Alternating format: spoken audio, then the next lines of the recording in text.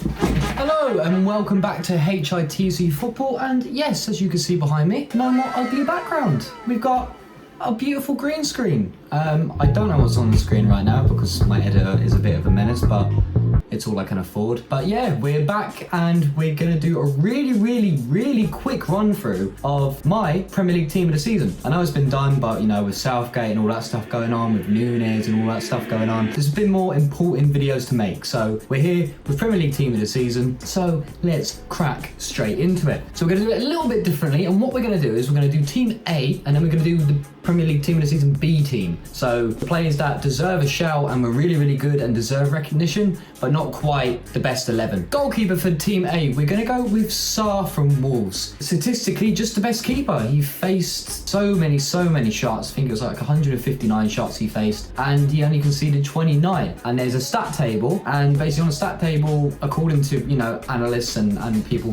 running through analytics, he was the best keeper on paper. 9 goals prevented. He had a very ropey first couple of games of the season. I didn't think he was going to be the best replacement for Patricio, but turns out he is, and turns out he was a fantastic keeper. Obviously, Alisson's in the conversation in my opinion, and obviously De Gea is in the conversation as well. David De Gea has saved Man United in so many games this season, but maybe in Team B. So let's crack straight into it with our left back. Left back, there's not really too many you could go through, to be honest. Chilwell would have been up there. Luke Shaw would have been up there if he performed like last season. Marc Cucurella's been brilliant at Brighton, but it's just Cancelo. Has to be Cancelo. He's so versatile. He's a right back naturally, so the fact that he's getting in team of the season as left back is unreal. So for my team of the season, Cancelo makes sense. Next, we're going to go to right back, and then we'll work through the centre up. So let's go for Trent Alexander-Arnold. Brilliant. Absolutely fantastic. Has the most assists out of all the right backs in the league with 12. Also picking up 2 goals as well. People do give him stick, you know, about his defensive abilities, but it is what it is. In my opinion, it would have been Reece James, but he had that big injury, even though his start of the season and end of the season were fantastic. But TAA, you're in the team at right back. The back two, I'm not going to waste too much time on. Marco, he's been brilliant. Joe Matip's been brilliant. Ruben Diaz is in with a shout. Wasn't as good as his first season, but pretty good. I'm just going to have a pair of great centre-backs, and I'm going to go for Thiago Silva and Virgil van Dijk. There's not really much to be said. Van Dijk, yeah, maybe not his best season, but he's been class again. That just shows you how good of a player he is when he has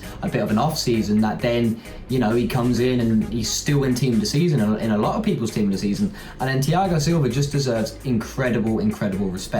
He's not long off 40 and he's just fantastic.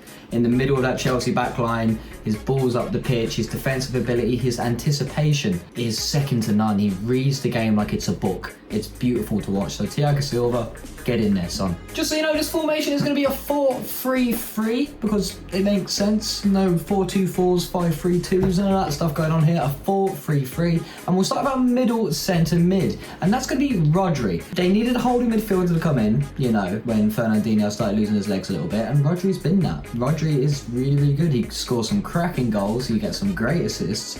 He's brilliant at carrying the ball from the middle. His interception game is very good as well. And when, you know, they play against teams that like to play a long ball, Rodri's brilliant to have in that DM role because he's a big, strong CDM. He wins them headers, knocks it down into the more creative players. Like his teammate who's going out right centre mid, and that's going to be Kevin De Bruyne. De Bruyne, the best. He's fantastic. 15 goals, 8 assists. He, you know, wasn't absolutely fantastic at the start of the season, but then as the season progressed, he grew into the season massively and became their best player by far. In my opinion, he's been absolutely phenomenal. Kevin De Bruyne, you're going to be on the right side, and Mason Mount is going to be over on the left side. Mason Mount's been, wow, 11 goals, 10 assists. Now, he does play further forwards a lot of the time, but he can play that CM role, so he is going to go in that slot for my team. He's perfect in that role as well for me. He tracks back, he's tireless, he can press all game. He's fantastic, absolutely fantastic. So Mason Mount definitely deserves to be in that left centre mid spot. Now, the front three. I'm going to get eaten for this one, so I'm going to get out of the way first. I'm going to go for my striker, okay? Now, I've seen a lot of people other team of the seasons, and what they've done is they've stuck like a winger, a striker, or an unconventional striker, somebody where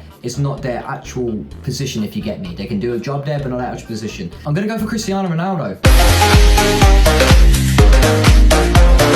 18 goals, 3 assists. Once again, like Thiago Silva, he's getting on in age. He's getting to that 40-year-old mark, but he's saved United in so many games. Now, I've seen a lot of people say, oh, he doesn't track back, he doesn't do this. Your striker at the end of the day is there to score goals, and that's what Ronaldo has done. For a player to go into that United team and get 18 goals and 3 assists in his first season back at the club with a lot of pressure and everything like that is absolutely fantastic. He's absolutely brilliant. He's going to be seen away again next season.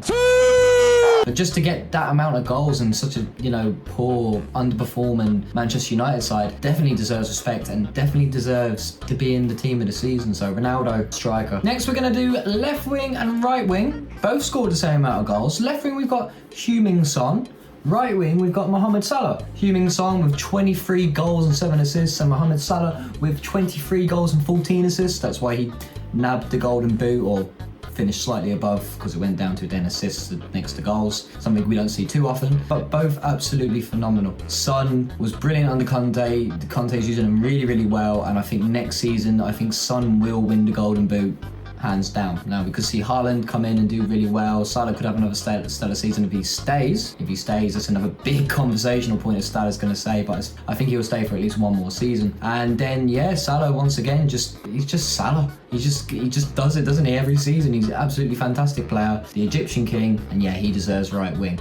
As you can see on screen, here is the final 11. We've got Salah in goals for Wolves. We've got Silva and Van Dijk at centre-back, with Trent Alexander-Arnold at right-back. We have Cancelo playing in at left-back. We've got Rodri in the middle of a midfield three consisting of Mount on the left and Kevin De Bruyne on the right. Then we've got Heung-min Son on the left wing. Then we've got Ronaldo stuck in between Son and Salah. And that's the team of the season, in my opinion. That's what it should be. If you agree, disagree, let me know. But just before you disagree or agree, let me run you through my team too. My B team. Short and sweet once again. We're going to crack into it with David De Gea. A lot of people are going to be like, oh, you should have picked Alisson. You should have picked Edison. There were so many keepers you could pick. David De Gea, in my opinion, once again, it's kind of that Man United effect that I'm sort of having at the moment when I'm looking at players. Such a struggling team, and then to get somebody with, such key performances and still pulling their weight and being standout. He's had a few dodgy games, don't get me wrong, but I think it has to be David De Gea for me. Don't eat me.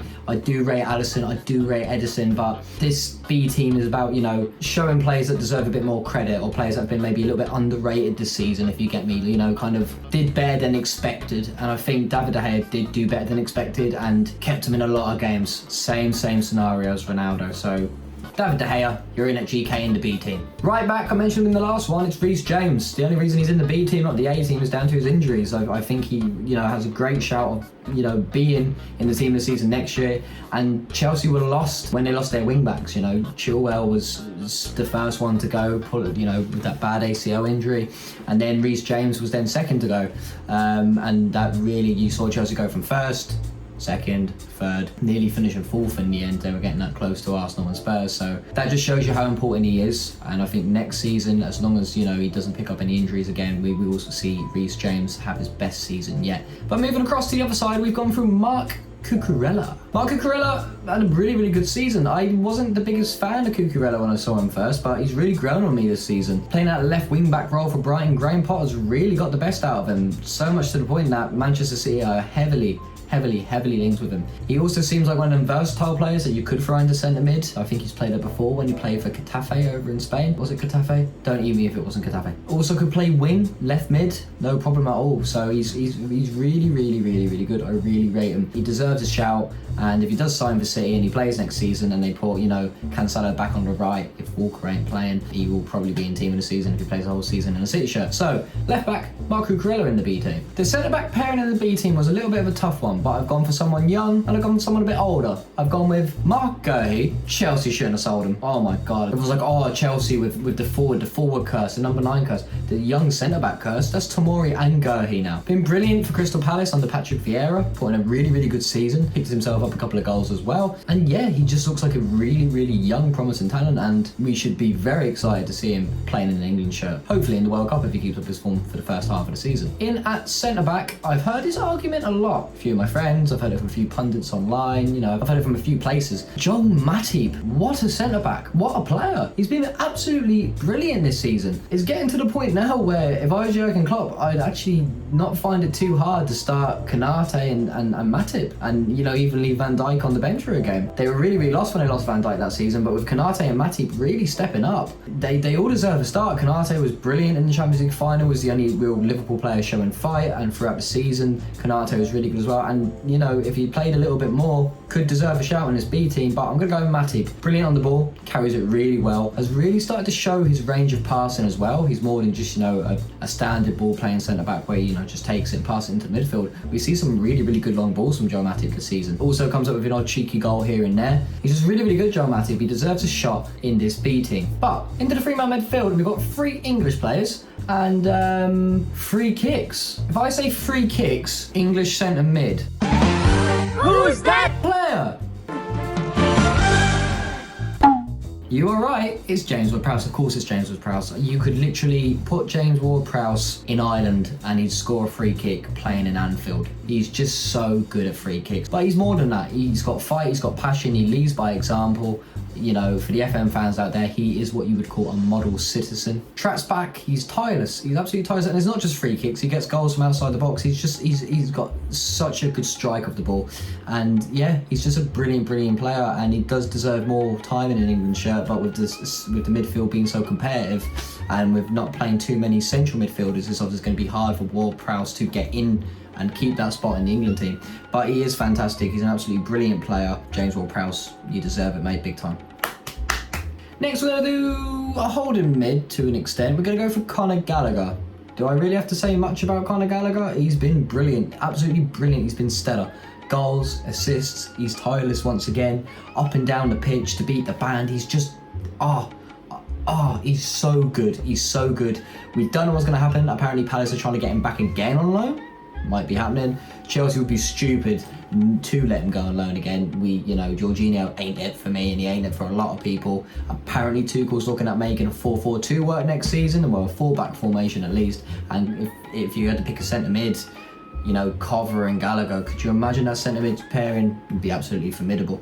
But we'll see. But he's been absolutely brilliant this season. Fantastic breakout season for him, and he's deserved his England caps he's picked up. So Conor Gallagher, fair play, mate. B team centre mid. And playing next to him in kind of a cam left centre mid, we'll just do the same formation, left centre mid. We have James Maddison. Had a few knocks throughout the season as well. I feel like that really held him back, but I think he's just so naturally gifted. He's so creative. He's so silky on the ball. When he scores a goal, it's always a good goal. He's always done something class in the build-up. It never just falls to him in his back of the net. He ain't a poacher-esque midfielder. He doesn't arrive late into the box. He works for his goals, and they're always quality. Picked up a good amount of assists as well. And I think next season, if he can remain, you know, injury-free, we're going to see a really stellar season. Hopefully in a Leicester rebuild, we're going to see under Brendan Rodgers. So let's hope that happens for Maddison. But Maddison, you deserve your slot in the B team, mate. Fair play. Now, we're going to do the front three, short and sweet. We've got Mane, left wing. We've got Jared Bowen, right wing. And we've got Kane up top. Kane was, you know, the second highest scoring striker in the Premier League, only behind Ronaldo, obviously with a good few more assists, but he's been Kane. He had a very poor start to the season. That's why he probably didn't, you know, get into the conversation for Golden Boot, but he picked up greatly afterwards. He was fantastic. You know, it's just typical Kane. It's typical Kane. I think he is going to break the Premier League all-time scoring record. I think he is going to overtake Shearer. It's looking very likely. Looks like he's happy to stay at Tottenham now as well. You know, that conversation sort of died away after Conte came in. So let's hope that's the case for Tottenham fans. Let's hope that's the case for Kane, who could have a really good season next season. I'm really worried, and the whole league should be worried about Tottenham next season. Conte is a brilliant manager. He's getting the best out of his players. He's actually being allowed to bring in players he wants to. So I would be worried about Tottenham big time next season. But for now, let's just say well done Tottenham on getting Champions League. You can stop there. Jarrod Bowen deserves to be starting for England, in my opinion. He's been absolutely stellar again for West Ham. He's just brilliant. The fact that, you know, he came up from Hull and he's got a whole kind of story about him, you know, it's nice to see, and he's finally getting the appreciation and grace he deserves. Heavily linked with Liverpool, you know, with the likes of Mane and Salah looking like they're leaving, but they've just started to sign Núñez in for 100 million now, so I don't think that's very likely. 100 million, and then to get in Jarrod Bowen, apparently he's got a price tag of about 60 million on him. Remember, English player tax. He's been really, really good. Absolutely fantastic. So yeah. Finally, last one to talk about, we have Mane. Mane has been very, very good once again. He hasn't, you know, been as good as Salah once again, but he's been good. Looks like deals, personal terms have been agreed with Bayern Munich. So that would be very, very interesting to see if it goes. A few more honourable mentions that deserve to be in the team, just so you know. So we're going to run through them really, really quickly. We're going to have Raphinha from Leeds, brilliant season, came in a struggling Leeds side and managed to get 11 goals and a couple of assists. Had a very, very good season. Looks like he's going to move. We've got the likes of Wilfried Zaha, 14 goals again, quite good for Zaha. Standard, he guarantees you, you know, 10 to 15 goals per season with, you know, 5 to 10 assists. Wilfried Zaha, another good shout for this season. But it's been me, Revboiii. Sorry for the rushed, you know, Premier League team of the season, but we just didn't get around to it in the last few weeks. But if you want to see things like it, you want to see any other 11s that I have planned or you have planned for me to do, let me know down in the comment section below. Also, if you don't mind, we had a Hot Take Tuesday on Tuesday and YouTube had a bit of a glitch where YouTube decided, you know what, for the first couple of hours that the Hot Take Tuesday's out, we're not going to allow anyone to comment. So if you've watched this and you enjoyed it, would you mind going back and leaving me some hot takes? Because the more hot takes, the happier I am. And it might make next Tuesday's hot take a little bit better. But anyway, it's been your boy, Revboiii from HITC Football. Hope you enjoyed and you are having a fantastic day. And anyway, see you later.